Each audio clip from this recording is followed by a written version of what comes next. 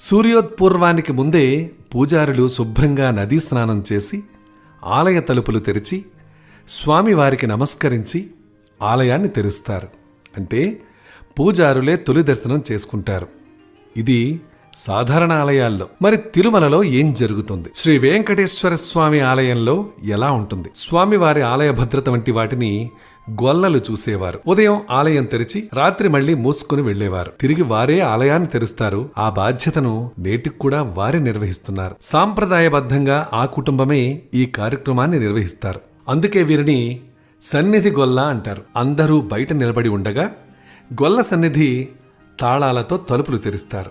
అనంతరం బంగారు వాకిలి వద్దకు వెళ్లి జియంగార్ స్వాములు వేద పండితులు సుప్రభాతం పఠనం మొదలు పెడుతుండగా సన్నిధి గొల్ల ఆ తలుపులు తెరుస్తారు. దీంతో ఆయనకు శ్రీ వెంకటేశ్వర స్వామి తొలి దర్శనం లభిస్తుంది.